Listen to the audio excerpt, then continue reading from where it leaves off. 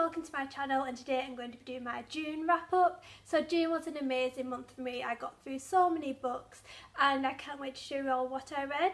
But first I'm just going to say I'm going to do my wrap ups differently. Normally I have my audiobooks mixed in with my reading, but today I'll go through my audiobooks first and then I'll go through what I actually read.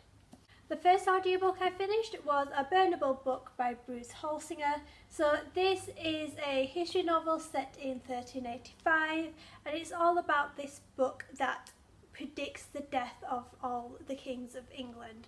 And obviously having this book would be treason because nobody should say the deaths of the king. And it follows this gentleman whose job it is to try and hunt it down. Listening to the audiobook I found it quite confusing because it follows, I think it's 3 or 4 different perspectives, and sometimes I would get confused about whose side people are on. One thing I do have to say though is the narrator. He was amazing at doing all the different accents, from the whores to the posh blokes to the, I think it was Spanish or it might have been French, I can't remember. He was really good. But overall, I just didn't really get into it. I found myself drifting off thinking about other things. The next one was The Northwater by Ian McGuire. I had high hopes for this book. It's been on my TBR for a while and the blurb sounded really good about a body that goes missing on a boat.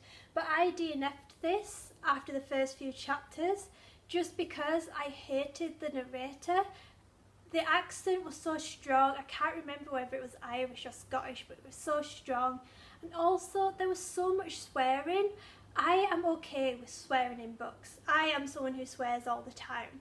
But when it's speech it's okay, and if it's someone's character. But this was in descriptions and just where it was not needed. And I just got fed up of it, so I DNF'd it. And I don't know whether to try again and read it or not, just because it just didn't grip me. So I think after I film this video I might unhaul it, or I might keep it on my bookshelf for a bit longer just to try and maybe give it a go. It's just that the amount of swearing, it's like it's just not needed. Then I listened to Onks and Ivory by Mindy Arnott. So this was one of my favourite books, and because I'm trying to get rid of YA I decided to start with this one first, just because it's the only one of the 3 YA novels left that had an audiobook. And listening to it, it was quite good. It follows Kate, whose father was the chief of horses in the kingdom until he was seen trying to murder the king. So now this Kate is called Traitor Kate. She's not held high in society. Then she meets the Prince Corwin, who she had a good childhood with, and everything grows from there. There's kind of like lots of political intrigue about these day drakes and night drakes that people don't really want to be around because they are not good creatures. And you've also got these wilders, I think they were called, who have powers, and they are banned because the king does not want anyone with these powers to be anywhere close to normal human beings, just because he believes these powers are used for evil.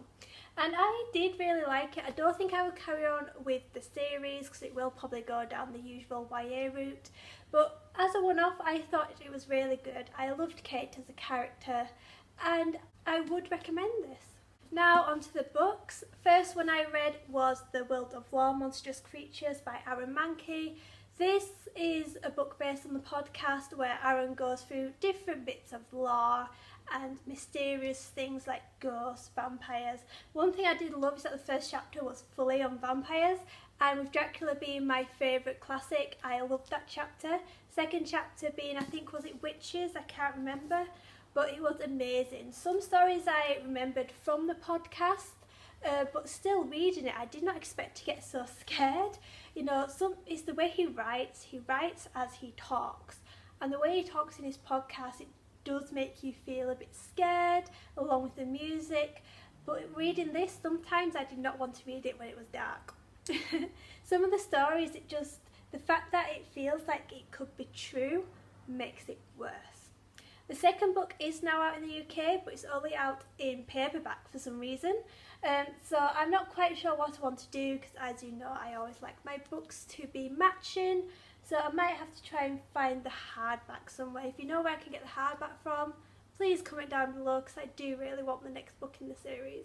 Then I read one of my most anticipated reads of the year, and that was Legendary by Stephanie Garber. So this is the second novel in the Caraval series, and this basically follows straight from Caraval. They go to Caraval again. This time it's set in the capital city, and this follows Tella as she's trying to find out more about her mother's disappearance. And she's also got these fortune cards which are based on fates, and these are different kind of like gods and goddesses that were all alive in the past, and this year's Caraval is all about these fates coming back to life. And the whole thing is that Caraval is just a game, but then is it? Are these fates actually coming back? Do they want to escape from the cards? It's all very, very good. I think better than Caraval. And with the cliffhanger and how it ended, I really want to know what is true. I want to know if this person actually is legend or whether it's just another trick. I want to know how everyone escapes from it. And the last one is called Finale, which I believe will be the last book in the trilogy. And this one will be told by Scarlett and Tella. So it's one book where we see both points of view, and I cannot wait.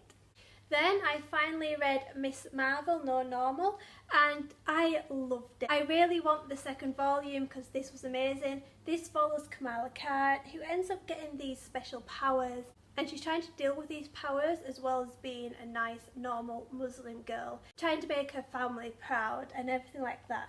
And as someone who doesn't know much about the Muslim faith, I mean, I have learnt a lot more being at work and working with Muslims. I like to ask them loads of questions because being at Catholic school, we didn't learn anything about other religions, which is what I regret. So reading something like that that's so diverse, and the fact that they're going to make a film of this, well, the rumour is that they're going to make a film. I cannot wait, and I believe she's such an important character. Then there was another most anticipated read, and that was The Eve of Man by Jivan and Tom Fletcher. Won't go into this in too much detail just because there's a review linked down below. But just so you know, this book follows Eve, who is the first girl born in 50 years, and she's trapped up in her protective dome while the earth basically destroys itself, because that's what happens when you leave men on their own. The surviving women, who are now in their 60s, 70s, 80s, are all put into sanctuaries just to protect them from these men, and it's all about Eve coming to terms with her future, the fact that she's not going to be able to be free. She's going to just have to give birth constantly to try and repopulate the world with women. Because people believe Eve might finally have the genes to be able to create a female baby and to actually carry it through to birth instead of miscarriaging. So it was a very good book. I loved it. I was hooked. I loved the characters. But like I said, watch my review because I went into it in more detail there.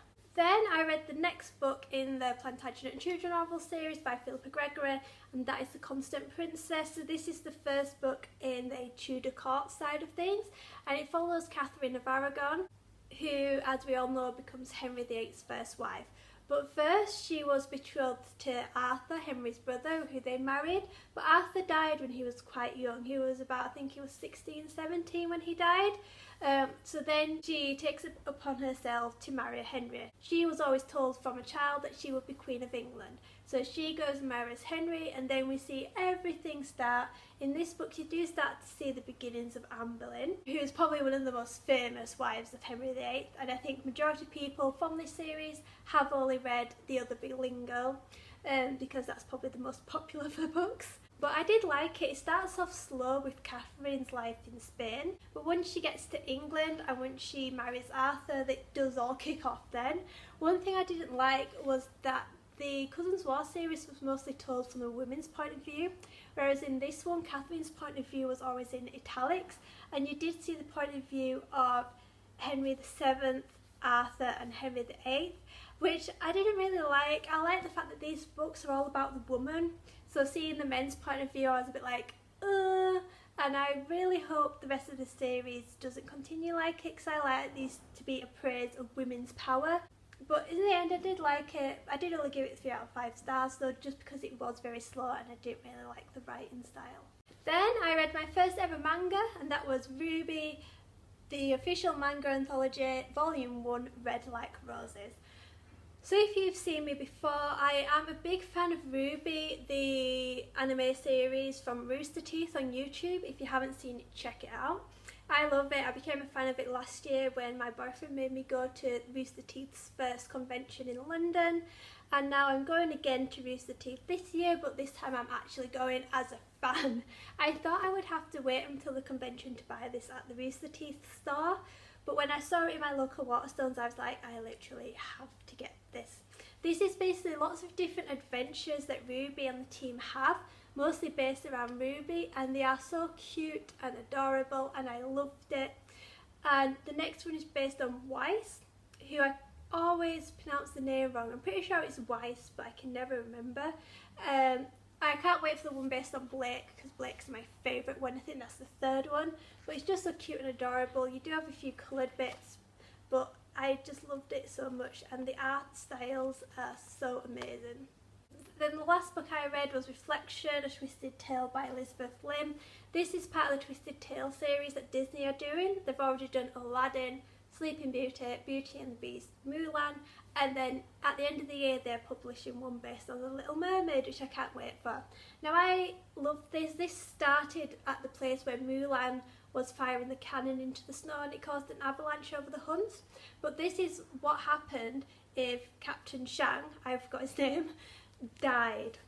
And so what happens is, just as he's about to die, Mulan goes into the underworld with the Shang Guardian, and basically goes through different trials to try and release Shang's spirit from the underworld. And I really liked it. Learning more about the Chinese underworld, which is something I've never really thought about, was really, really interesting. The only thing I didn't like was that we'd never got to see Mulan's parents' reactions to what she did, and also fellow soldiers' reactions to her being a woman, which I was a bit upset about, because it's one thing, even though you know in the films it's one thing, that I kind of wanted to see in writing, just to see what they did. That's one of the disappointments as to why I only gave it 4 out of 5 stars. But as for that, I loved it. The thing is, with these books, they are so fast paced. Normally they are by Liz Braswell. This is Elizabeth Lim's first book, so I was a bit worried about how it would go, but it was still amazing. Love this series, and I know it's YA, but this is one of the series that I am going to stick with, because I do love how it's like a major film but they change one part of it and it just creates a whole new story. I loved it. So that's it for June's wrap up. I hope you enjoyed it. Did you have a good month as me? If you did, just comment down below and we can talk about what you read or your thoughts on the books that I read. And all my social media links are below, and I will see you later with a new video. Bye!